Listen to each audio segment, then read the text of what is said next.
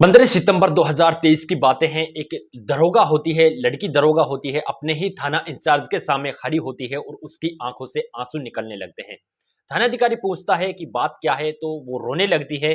उसकी आंखों से ज्यादा आंसू निकलने लगते हैं और वो कहती है कि सर अब बिल्कुल भी बर्दाश्त नहीं होता है, अब मुझसे अब और सहा नहीं जाता है। जो मेरे पेट में बच्चा है ये तुम्हारा है और यहाँ से आगे मुझसे अब बिल्कुल भी सहा नहीं जाता है। जब इस बात को थाना अधिकारी सुनता है तो उस लेडी कांस्टेबल के पेट में जोर से लात मारता है। लेडी कांस्टेबल नीचे गिर पड़ती है और उसकी तबीयत खराब होने लगती है। उसके बाद में उसे हॉस्पिटल ले जाया जाता है, एडमिट किया जाता है। फिर उसको होश आता है तो डॉक्टर कहता है कि जो तुम्हारे पेट में बच्चा पल रहा था ये मर चुका है और इसके कारण हमें तुम्हारा गर्भपात करना पड़ा है। जब इस बात को लड़की सुनती है, लेडी कांस्टेबल लेडी दरोगा सुनती है, तो उसकी आंखों से आंसू निकलने लगते हैं। यहाँ तक कि पहले तो ये बात दोनों यानी उस लड़की और थानाधिकारी के बीच में ही थी, लेकिन हॉस्पिटल जाने के बाद में डॉक्टर के पास भी यानी तीनों के पास में ये बात पहुंच जाती है और इसी के चलते धीरे धीरे सोशल मीडिया पर, इंटरनेट पर इतनी वायरल होती है बातें, इतनी जबरदस्त तरीके से वायरल होती है कि पूरे प्रदेश में ये बातें पहुंच जाती हैं। और बातें पहुंचने के बाद में लोग सोचने लगते हैं कि एक लेडी कांस्टेबल लोगों को इंसाफ दिलाने के लिए वर्दी पहनती है, आखिरकार उसका ही शोषण होता है, उसके ही साथ में थाने के अंदर ही रेफ किया जाता है, तो ऐसा क्यों? पूरी तरह से जब ये बात फैलती है तो पूरे लोग बुरी तरह से सोचने लगते हैं। आखिरकार यही घटना, सच्ची घटना हम आपको बताने वाले हैं। उसी लड़की दरोगा की और उसी थाने इंचार्ज की कहानी बताने वाले हैं। दरअसल ये बातें बिहार प्रदेश की एक राजधानी है पटना, वहां पर थाना जक्कनपुर कैंपस के आवास के अंदर एक रूम होता है। वहां पर लेडी कांस्टेबल अमृता लेटी हुई होती है। तब उसकी आंखें खुलती हैं। तो आंखें खुलने के बाद में वो अपने शरीर पर जब हाथ फेरती है तो उसके शरीर पर एक भी कपड़ा नहीं होता है, एकदम न्यूड अवस्था में होती है। तो इधर उधर को जब बैठ करके अपने कपड़े को समेटती हुई इधर उधर को लखाती है, उस रूम के अंदर तब वो लखाती है तो वहां पर एक फोटो लगा हुआ होता है। वो फोटो सिर्फ अपने ही उस थाने इंचार्ज का होता है। देखती है कि ये रूम तो अपने थाना इंचार्ज का ही है। और जब उसे एकदम से अचानक से याद आता है कि कुछ देर पहले की तो बातें हैं, मुझे अपने थाना इंचार्ज ने कहा था कि अमृता तुम मेरे रूम पर आना, वहां पर एक केस के सिलसिले में कुछ केस है, उसके इंपॉर्टेंट है, उसके बारे में मुझे तुमसे अपने रूम पर बातें करनी है। तो लड़की वहां पर आती है, सोफे पर बैठ जाती है। सोफे पर बैठने के बाद में किचन के अंदर थानाधिकारी होता है, जो उससे पूछता है कि अमृता तुम कॉफी पियोगी? तो अमृता कहने लगती है नो नो सर थैंक्स। लेकिन वो कहता है कि कोई बात नहीं, मैं कॉफी बना देता हूं, हम बातें करते करते कॉफी पी लेंगे। कॉफी बनाकर लाता है, लेडी कांस्टेबल को दरोगा को दे देता है, दोनों पीते रहते हैं। लेकिन लेडी कांस्टेबल को यह पता नहीं होता है कि उसको कॉफी पीते पीते आखिरकार कब नींद आ जाती है।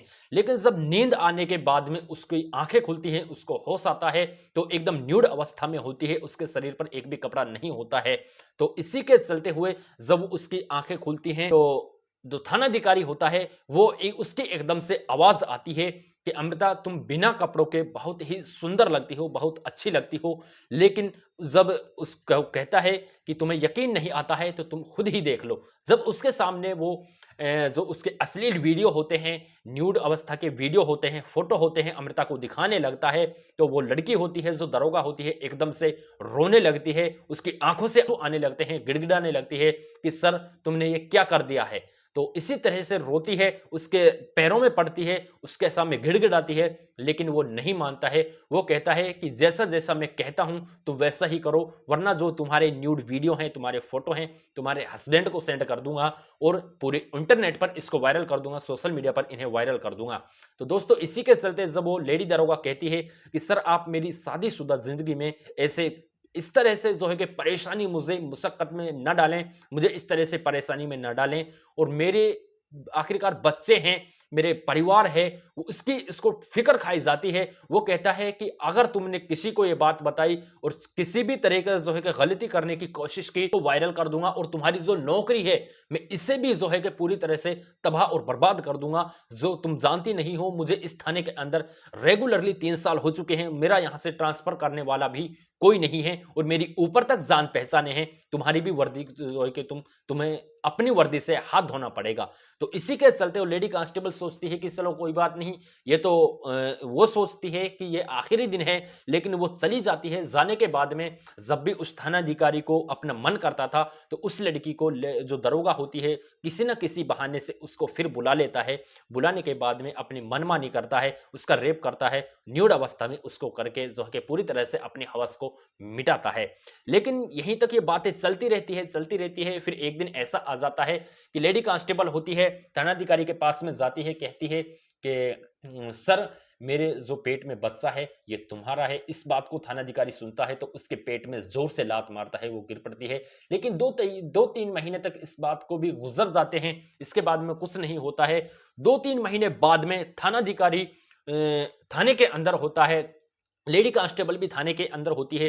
काफी सारे जो भी सिपाही होते हैं वहां पर वो भी होते हैं, होमगार्ड वाले भी होते हैं, जो अपनी दरख्वास्त लेकर के आते हैं, एफआईआर दर्ज कराने वाले बहुत सारे लोग वहां पर होते हैं, काफी सारे लोग होते हैं। उसी के चलते दरोगा, लेडी दरोगा होती है और थानाधिकारी होता है, दोनों के बीच में कुछ बातें होने लगती हैं और गुस्से गुस्से में न जाने वो जो लेडी दरोगा होती है अपनी बातों को शुरू से लेकर एंड तक की जो बातें होती हैं पूरी बातों को पूरी तरह से जोर जोर से अपनी बातों को, पूरी हिस्ट्री को सब लोगों के सामने रख देती है। बिल्कुल निडर होकर के अपनी XYZ स्टोरी को बता देती है, जैसे उसके साथ उस थानाधिकारी ने किया था, उसकी वीडियो बनाई थी, पूरी बातों को रख देती है। इसी के चलते थानाधिकारी ने सोचा कि कहीं ये बात ज्यादा न बढ़ जाए। मौका पाकर 30 नवंबर 2023 को 6 दिन की छुट्टी लेकर के थाने से चला जाता है। कहता है कि मैं 6 दिसंबर 2023 को थाने के अंदर वापस आ जाऊंगा।